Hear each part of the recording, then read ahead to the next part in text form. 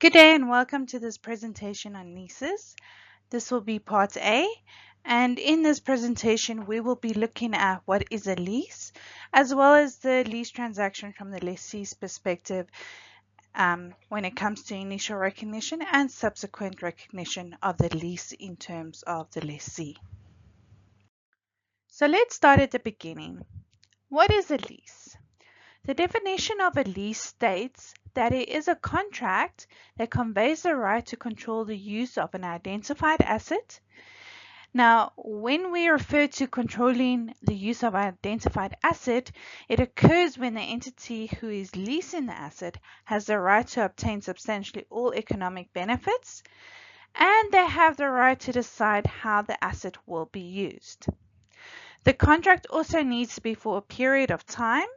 Period of time can be in terms of actual time, for example, 3 years, or it can be in terms of use, for example, the number of units that the asset will produce. And the right to control the use of this identified asset for the period of time will be in exchange for consideration. Once all of these conditions have been satisfied, the contract will contain a lease in terms of IFRS 16. The next thing that needs to be identified is the lease term.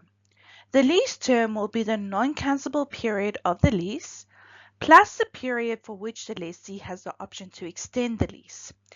Now, this is only if there is reasonable certainty that the lessee will exercise the option to extend the lease. When assessing reasonable certainty, all the facts and circumstances that create incentives for the lessee to extend or terminate the lease must be considered. The period during which the lessee has the option to terminate the lease will also be taken into account when determining the lease term. Again, it will only be added if there is reasonable certainty that the lessee will not exercise the option to terminate the lease. Now, very important, there are instances that may arise where the lease term must be reassessed. For example, at the time of entering a contract, it is reasonably certain that the lessee will not exercise the option to extend the lease, in which case only the non-cancelable lease term will be taken into account. However, maybe in a year or two after the lease was entered into, the lessee has decided that it will make use of the option to extend the lease due to a change in circumstances for the lessee. Let's say, for example, the lessee has decided to lease additional office space in the same building with a lease term that is longer than, say, the remaining lease term of the first lease. In instances like this, the lease term must be reassessed. And a lease term is reassessed should there be a significant event or change in circumstances that are in the control of the lessee and results in reasonable certainty that the lessee will exercise an option that was not taken into account when originally accounting for the lease. Once it has been established that the contract contains a lease, what the lease term is, and whether you are dealing with a lessee or lessor, the transaction needs to be recorded in the accounting records of both the lessee and the lessor. We start by looking at accounting for the lease transaction in the accounting records of the lessee. So, very important to take note, there is no classification of leases when dealing with the lessee. For the lessee, we need to recognize a right of use asset and a lease liability. Now, a lessee may elect to apply the optional recognition exemption, but this is only if the lease term is a short-term lease, in other words, less than 12 months, or if the asset that is being leased is a low-value asset, in which case the cost of the asset if purchased brand new is less than $5,000. We will look at recognition exemption again in another presentation. For now, we will continue just with a lease transaction in the accounting records of the lessee. If we look at initial recognition, The lease liability will be recognized at the present value of the lease payments that have not been paid on or before commencement date. When referring to lease payments, it includes items such as your fixed payments, less any incentive costs. It also includes variable lease payments that depend on an index or a rate, for example, a consumer price index. It includes your guaranteed residual value. Now take note, these are payments that the lessee guarantees to pay the lessor at the end of the lease term. It's also your exercise price of a purchase option if the lessee is reasonably certain to exercise that option. And lastly, penalty payments for terminating the lease. These lease payments must be discounted using the interest rate implicit in the lease. If it is impractical to calculate the interest rate implicit in the lease, then the lessee's incremental borrowing rate at the date of lease commencement must be used. If we have a look at our rights of use asset, the starting point of the calculation will be the present value of the lease payments not paid on or before commencement date, the same one that was used for the lease liability, the amount that we discounted using the interest rate implicit in the lease. In addition, the following items must also be taken into account when determining the rights of use asset value. The first one being lease payments that were made on or before commencement date. Now remember, even though these amounts have already been paid to the lessor, it is still a cost that has been incurred to make use of the right of use asset and are directly related to the use or control of the asset and therefore must be added to the cost of the right of use asset.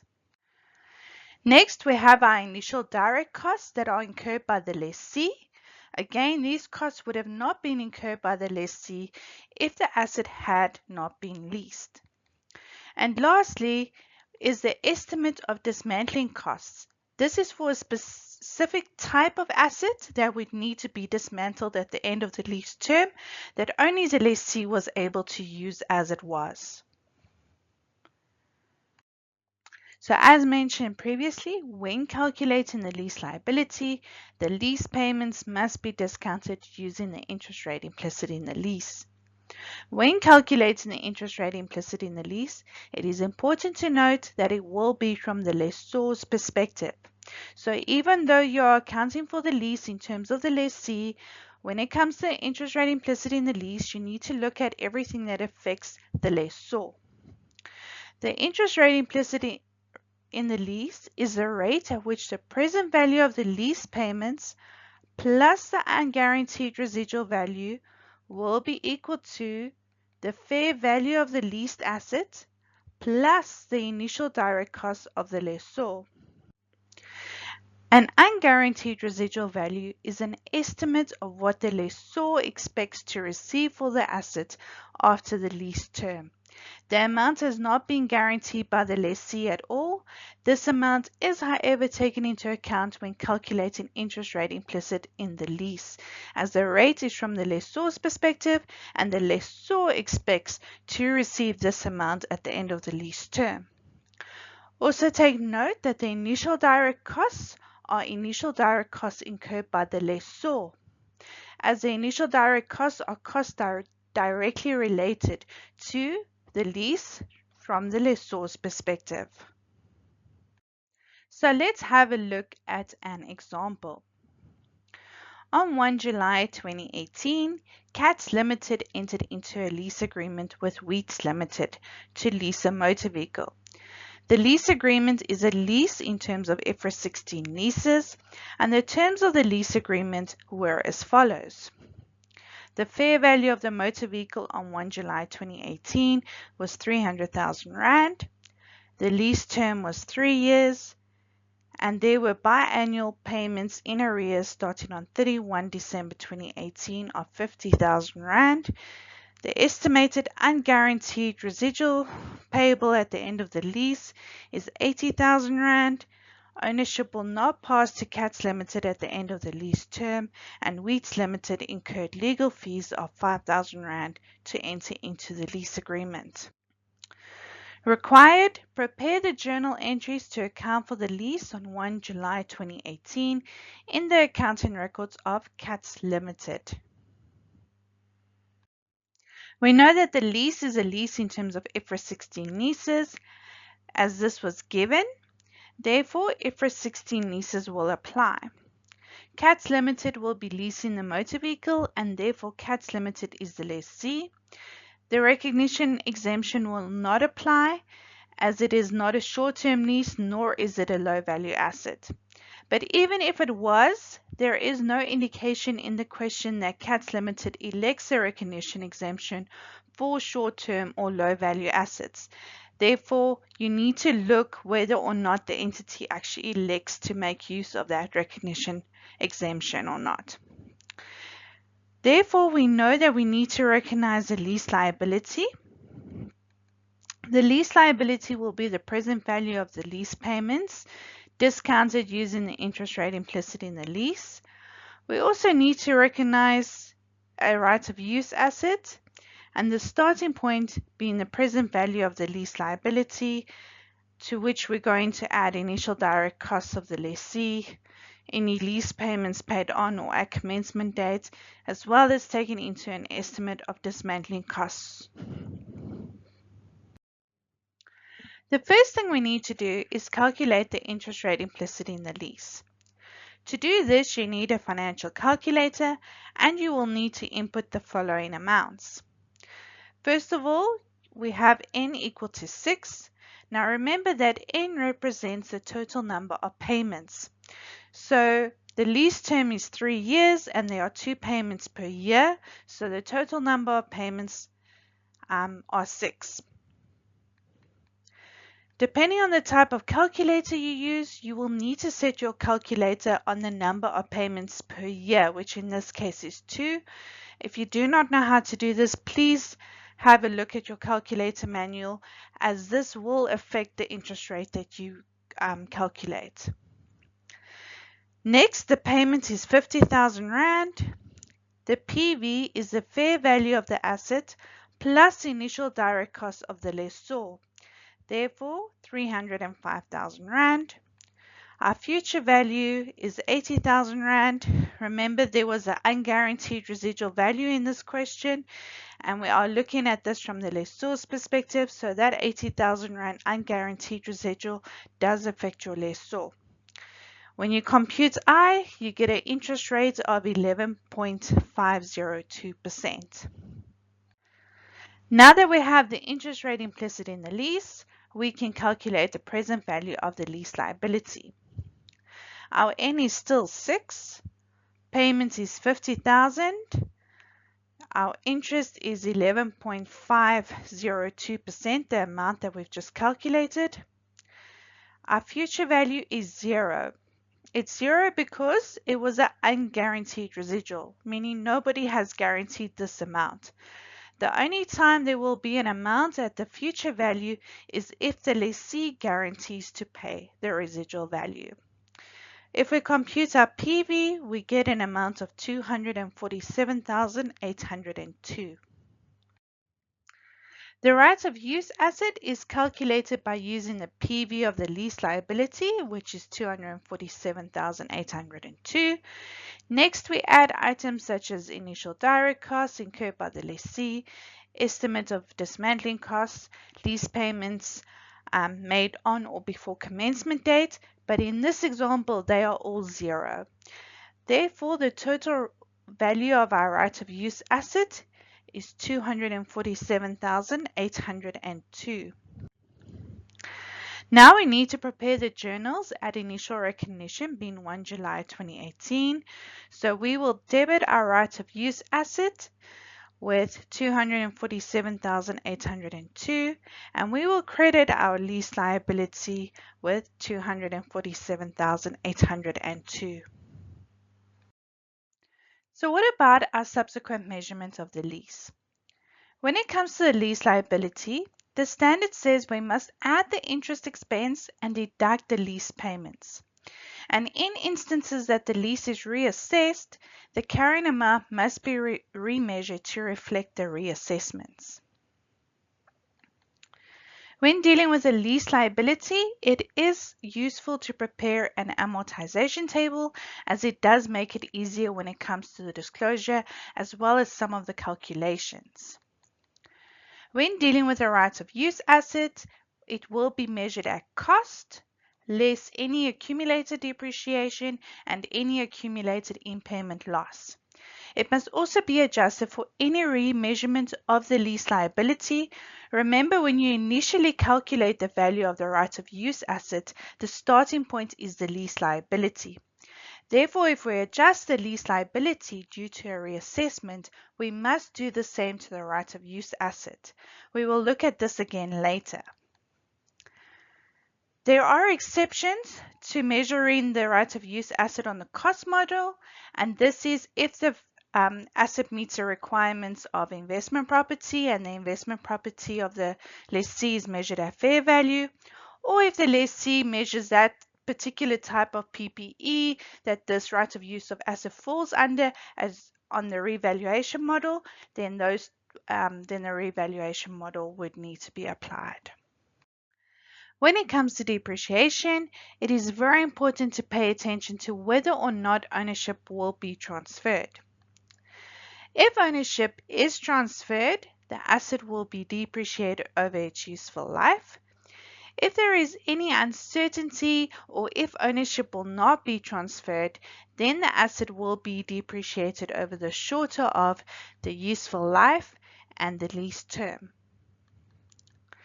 Very important, the depreciation policy that is used for owned assets must be consistent to the policy that is used when depreciating leased assets.